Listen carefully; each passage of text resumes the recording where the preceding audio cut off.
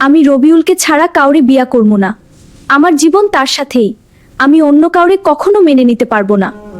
এই গল্পটি আমাদের কাছে পাঠিয়েছেন একজন ভাই। আপনি চাইলে আপনার গল্প শেয়ার করতে পারেন। আপনার গল্প হতে পারে পরবর্তী ভিডিও।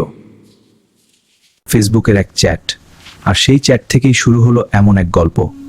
এই মেয়েটা তো আমার সাথেই পড়ে, কিন্তু আজ হঠাৎ কেন যেন তাকে আলাদা মনে হচ্ছে। কি যেন একটা বদলে যাচ্ছে। আমরা তো আগে কখনো কথা বলিনি, কিন্তু এখন মনে হচ্ছে অনেক দিনের চেনা। এই অনুভূতিটা কেমন অদ্ভুত হবে। একদিন হঠাৎ আয়েশার বাড়ি থেকে দাওয়াত এলো। সাধারণ দাওয়াত ভেবেই গেলাম, কিন্তু বুঝতে পারিনি আজ আমার জীবনের সবচেয়ে কঠিন মুহূর্ত অপেক্ষা করছে। আপনি আসলেন? আমি অনেকদিন ধরেই আপনার সাথে কিছু কথা বলতে চাইছিলাম, আজ আর থামতে পারলাম না। কান্না জড়ানো কণ্ঠে সে নিজের মনের কথা খুলে বলল। আমি আপনারই পারি না। আমি আপনাকে ভালোবাসি। আমি আপনারই বিয়া করতে চাই। ঠিক আছে, পরে কথা বলবো। এখন শান্ত হও, আমি আছি। কিন্তু ভেতরে ভেতরে আমি পুরো অস্থিরেছি।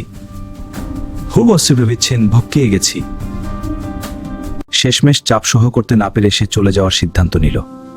আমি যদি দূরে চলে যাই তাহলে হয়তো সব ঠিক হয়ে যাবে। এই সম্পর্কটা আমাদের দুজনের জন্যই বিপদ হয়ে যাচ্ছে। আপনি কোথায় গেলেন? আমি আপনার নাম্বার খুঁজে বের করেছি। আপনি আমাকে এভাবে ছেড়ে যেতে পারেন না। বন্ধুর কথা শুনে তার বুক কেঁপে উঠল। আমি কি করব? নিজের ভালোবাসা রাখবো না বন্ধুরটা বাঁচাবো? এই সিদ্ধান্তটা এত কঠিন কেন? আমি রবিউলকে ছাড়া কাউরে বিয়া করব না। আমার জীবন তার সাথেই। আমি অন্য কাউরে কখনো মেনে নিতে পারবো না। না, আমি এটা হতে দিতে পারি না। আমি গরিব, আমি তাকে সুখ দিতে পারবো না। আমাকে তাকে ছাড়তেই হবে। সে কঠিন সিদ্ধান্ত নিল।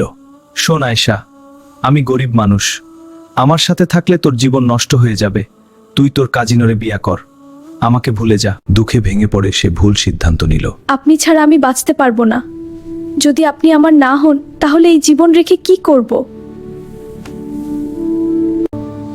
ডাক্তার, আমার মেয়েকে বাঁচান। সে ভুল করে ফেলেছে, তাকে ফিরিয়ে দিন।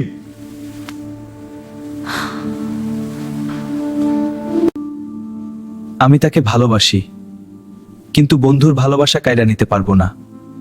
আমি কষ্ট সহ্য করব, তবুও অন্যায় করব না।